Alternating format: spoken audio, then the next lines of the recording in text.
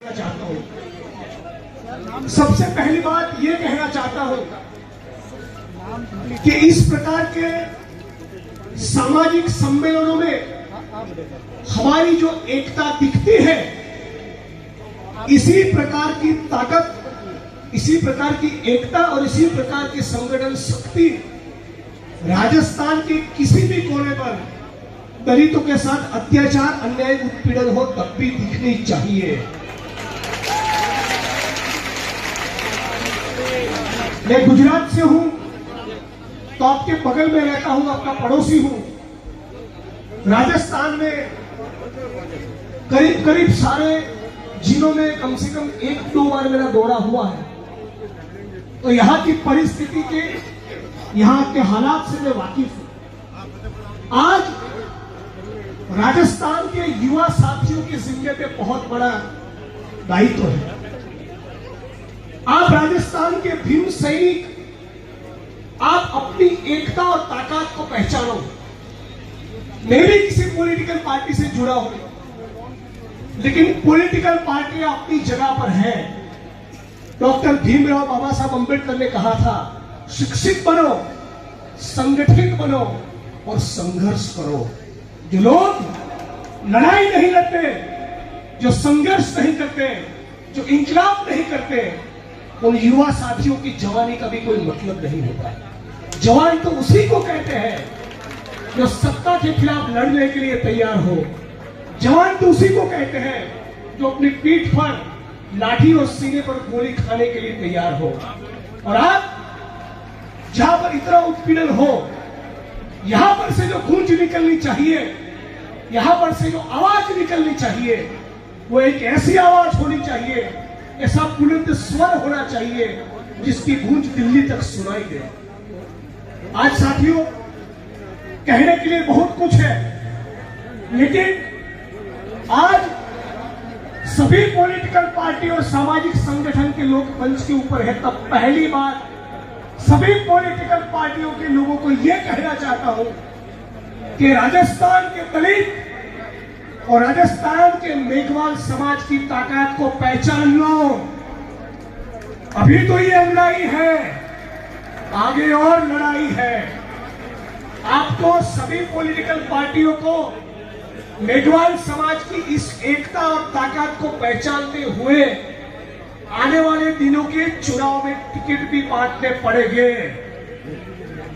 समाज का कोई भी सवाल हो, उसका समाधान भी करना पड़ेगा, और ये तभी मुमकिन होगा जब नीले रंग का गमछा पहनने वाले हम अपने आप को जो भीम सैनिक कहते हैं, जो 14 अप्रैल मनाते हैं, तो डॉक्टर भीमराव बाबा साहब अंबेडकर के स्टैच्यू पर माला चढ़ाते हैं, उन तमाम लोगों को एक सुर होकर, एक मंच पर आकर अपनी कुछ ठोस मांगे रखनी चाहिए। क्या होनी चाहिए? इस मेघवाल समाज की राजस्थान में मांग ये होनी चाहिए सबसे पहले कि राजस्थान के एक भी जिले के, एक भी तहसील के, एक भी गांव में उत्पीड़न की कोई भी घटना अब होने नहीं देंगे। यदि एक भी कोने में दलितों के साथ बदतमीजी होती है, तो पूरे राजस्थान का, चाहे खटीक समाज हो, बैरवा हो, वाल्मीकि हो, मेघवाल हो, सभी समाज को एक साथ उठ खड़ा होना चाहिए, पहली बात। और उसके लिए हम लोगों को इस ताकत को, एकता को बनाए रखना होगा। हम लोग भी बहुत सी उपजातियों में बटे रहते हैं। ये तो डॉक्टर भीमराव बाबा साहब अंबेडकर का संदेश नहीं था। चाहे खटीक हो या वाल्मीकि हो, मेघवाल हो, रैगर हो, ये सभी अपने भाई हैं, ये पहली बात। और जब इस प्रकार की भावना के साथ हम लोग आगे चलेंगे, तो किसी भी सरकार के खिलाफ हम लोग चुनौती बन पाएंगे। और सरकारों को कहना पड़ेगा, पूरे राजस्थान के अंदर जितनी भी जमीनें हैं, जितने भी संसाधन हैं, उन संसाधनों में मेघवाल समाज और राजस्थान के पूरे दलित समाज को उसका हिस्सा मिलना चाहिए, उसका सही से बंटवारा होना चाहिए। कोई भी इंसान इस मुल्क में या दुनिया के किसी भी मुल्क में अपनी मां के पेट से जमीन का टुकड़ा लेकर पैदा नहीं होता। तो ये चमत्कार कैसा हुआ कि कुछ लोगों के पास सैकड़ों हजारों एकड़ जमीन है और मेघवाल समाज के, वाल्मीकि समाज के,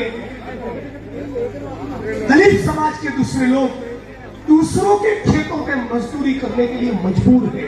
ये कैसे हुआ? ये इसलिए हुआ कि हमारे मुल्क में जाति व्यवस्था है।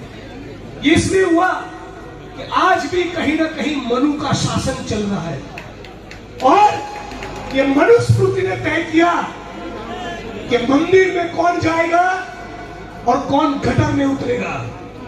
ये मनुस्मृति ने तय किया कि जमीन का मालिक कौन बनेगा और कौन भूमिहीन रहेगा। तो हम लोगों को इस व्यवस्था को तोड़ना है तो मांग करनी चाहिए कि राजस्थान में न केवल मेघवाल समाज, पूरे दलित समाज और जितने भी जाति और धर्म के जो गरीब भूमिहीन लोग हैं उन सबके बीच में जमीनों का आवंटन होना चाहिए। पहले जो जमीनों का आवंटन हुआ और जिसमें कुछ लोगों का गैर कानूनी कब्जा है वो सारे कब्जे खाली करवाओ, तुम्हारे बाप की जमीन नहीं है। ये धरती अपने आप की, याद रखिए इस नारे को, ये धरती अपने आप की नहीं किसी के बाप की है। और इसीलिए डॉक्टर भीमराव बाबा साहब अम्बेडकर अपने आखिरी के दिनों में अपने करीबी नजदीकी साथियों को कहते थे, जमीन की मांग करो, भूमि की डिमांड करो, जमीनों का आवंटन, जमीनों का बंटवारा होना ही चाहिए। इस बात का संकल्प पूरे मेघवाल समाज को और पूरे राजस्थान और देश के दलितों को करना चाहिए। तीसरी बात, यहाँ थोड़ा शांति रखिए, यहाँ से बहुत आवाज आ रही है भाई साहब, यहाँ पीछे थोड़ा। तीसरी बात, आज पूरे मुल्क में चाहे वो गुजरात हो, चाहे राजस्थान हो, यूपी हो, बिहार हो, मध्य प्रदेश हो, झारखंड हो, छत्तीसगढ़ हो, कर्नाटक हो, केरला हो, आज भी इस देश का दलित और उसमें भी जो सफाई कामगार है वो 250, 300, 400, 500 रुपए के लिए गटर में उतरकर मरने के लिए मजबूर है। एक तरफ हमारी सरकारें चंद्रयान छोड़ती है, चंद्र पर हमारा यान पहुंच गया, चंद्रयान 3 का सफल लैंडिंग हुआ, लेकिन सफाई कर्मी का गटर में उतरकर मरना अभी भी बंद नहीं हुआ। तो हम लोगों की ये मांग होनी चाहिए कि आत्मसम्मान के साथ जीवन जिएंगे। इस देश के, इस प्रदेश के मेघवालों ने, गरीबों ने, मजदूरों ने, दलितों ने यहाँ के खेतों में अपना पसीना बहाया है, यहाँ की फैक्ट्रियों में मजदूरी की है। ईंटों के भट्ठों में कौन है? यही मेघवाल और दलित है। केमिकल की फैक्ट्रियों में कौन है? यही मेघवाल और दलित है। कंस्ट्रक्शन की साइट पे कौन है? यही मेघवाल, दलित या कोई आदिवासी है। तो सारा पसीना बहाए हम और मजा करे कोई और, ये तो नाइंसाफी है। तो इस प्रकार का सम्मेलन किसी जिग्नेश भाई को MP MLA बनाने के लिए नहीं होना चाहिए। सारी पॉलिटिकल पार्टियों में अपना प्रतिनिधित्व होना चाहिए, बिल्कुल होना चाहिए। और भी लोग मेघवाल समाज से चुनकर आए, बढ़िया बात है। और भी लोग मेघवाल समाज से MP MLA बने, मैं उसका स्वागत करता हूं। लेकिन MP MLA बनने के बाद वो सफाई कर्मी जो गटर में मर रहा है, उसका दर्द यदि आप महसूस नहीं करते तो आपके विधायक होने का, सांसद होने का कोई मतलब नहीं। किसी भी पॉलिटिकल पार्टी से आप निकल कर आए और यदि दलित समाज के लोगों को लंबी मूछ रखने पर या गोली चलने पर कोई रोकता है और तुम्हारा यदि खुद नहीं खोलता है तो तुम्हारे विधायक होने का, सांसद होने का कोई मतलब नहीं है। अब किसी पॉलिटिकल पार्टी से चुनकर आए, यदि हजारों एकड़, लाखों एकड़ जमीन के बंटवारे की मांग आप नहीं कर सकते, नए रोजगार की बात नहीं कर सकते, शिक्षा, चिकित्सा की बात मांग नहीं कर सकते, तो आपके विधायक होने का, सांसद होने का कोई मतलब नहीं है। तो साथियों, और भी वक्ता है, आखिर में यही कहूंगा, एक बात को समझिएगा और इशारों में कह रहा हूं, मेरी बहनें, माताएं, कैमरा लेकर खड़े हुए लोग, मंच ऊपर के सम्माननीय साथी, इस पोडियम के दाएं बाएं और आखिरी लाइन तक बैठे हो सभी लोग इस बात को समझिएगा। कुछ लोग इस मुल्क में भाई को भाई के साथ लड़ाने के लिए तलवारें और त्रिशूलों का आवंटन करते हैं। इनको कह दो हमें तलवार और त्रिशूल नहीं, डॉक्टर भीमराव बाबा साहब अम्बेडकर का संविधान चाहिए। अब लिखने के लिए कलम चाहिए। लोग आपके बीच में संविधान के बजाय तलवार और त्रिशूल का आवंटन करेंगे, उनका बेटा और दामाद बड़े बड़े लाखों करोड़ों के टेंडर और कॉन्ट्रैक्ट लेगा, उनका साधु भाई और बहनोई ऑस्ट्रेलिया में, लंदन में, अमेरिका में किसी कंपनी का बड़ा साहब बनेगा और हमको आपस में लड़वा देगा। हमको ये धंधा हरगिज नहीं करना है। यही डॉक्टर बाबा साहब अम्बेडकर के संविधान का सपना। तो साथियों, मेरी वाणी को विराम देने से पहले एक बात जरूर कहना चाहूंगा। राजस्थान और गुजरात बहुत करीब करीब है, भाई भाई की तरह है। मैं राजस्थान के किसानों और मजदूरों के लिए, मैं राजस्थान के मेघवाल और दलितों के लिए, गुजरात के दलित, आदिवासी, गरीब, वंचित वर्गों की ओर से दोस्ती का हाथ बढ़ाने के लिए आया हूं। ये राजस्थान मेरा अपना खुद है।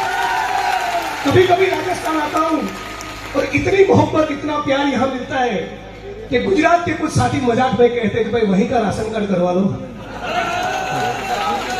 इतना प्यार और मोहब्बत राजस्थान के लोगों ने लिया है। तो राजस्थान के साथियों, आपको भी कहना चाहता हूं, जब कभी भी इंकलाब करने के लिए निकले, अपने इस बेटे को, अपने भाई को याद जरूर करिएगा। तो आपके बीच पर आकर खड़ा रहूंगा और इस बात को लेकर हम लोग संकल्प करें। मेरी बहनों और माताओं को कहना चाहता हूं, दूसरे कार्यक्रमों में थोड़ा खर्चा कम हो तो चलेगा। अपनी बेटी को, अपने बेटे को सावित्रीबाई फूले और ज्योतिबा फूले के बारे में जरूर पढ़ाइए। वो सावित्रीबाई फूले थी जिनके ऊपर लोग कचरा और गोबर डाल रहे थे, फिर भी उन्होंने बेटियों के लिए शिक्षा का संकल्प कभी तोड़ा नहीं। वो सावित्रीबाई फूले थी। ये मुल्क नानक का है, कबीर का है, रविदास का है, ज्ञानदेव का है, नामदेव का है, तुकाराम का है, रामास्वामी पेरियार का है, ज्योतिबा और सावित्रीबाई फूले का है, शहीद आजम भगत सिंह का है और डॉक्टर भीमराव बाबा साहब अम्बेडकर का है। हम दलित आंदोलन की अगली लड़ाई मैं इस दिशा में सोचता हूं कि फूले के बारे में, बाबा साहब अम्बेडकर के बारे में, पेरियार के बारे में, सावित्रीबाई फूले के बारे में अब ठीक ठाक जागृति है।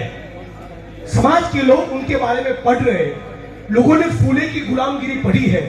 लोगों ने बाबा साहब अम्बेडकर के जीवन चरित्र के बारे में बहुत वीडियोस देखे हैं, बहुत आर्टिकल पढ़े हैं, बहुत सी किताबें पढ़ी है। अब वो वक्त आया है कि वो जो समझदारी, वो विचारधारा, वो जो आइडियोलॉजी हमने ग्रहण की है, उस आइडियोलॉजी के साथ साथ संसाधनों के बंटवारों की बात करें।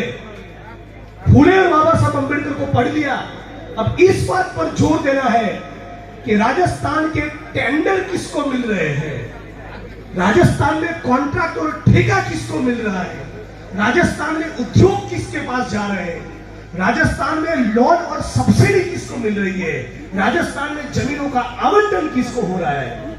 ये सारे संसाधन हम सबको भी, मेघवाल और पूरे राजस्थान के दलित समाज को भी मिलने चाहिए। और आखिर में आज मेघवाल समाज अपनी ताकत और एकता दिखाने के लिए जब खड़ा हुआ है, तब आप तमाम मेघवाल समाज के साथियों को यह भी कहना हो कि आपका और हमारा कर्तव्य ये भी बनता है, किसी वाल्मीकि, खटीक या भेड़वा समाज के लोगों के साथ अत्याचार हो तो इसी भावना के साथ इनको खड़ा रहना है। यही डॉक्टर बाबा साहब अम्बेडकर का संदेश है। इन्हीं शब्दों के साथ आखिर में एक बार नारा लगाऊंगा, उस नारे के साथ मेरी वाणी को विराम दूंगा। जय जय जय जय जय भीम, जोर से बोलो जय भीम, जय भीम, इंकलाब जिंदाबाद।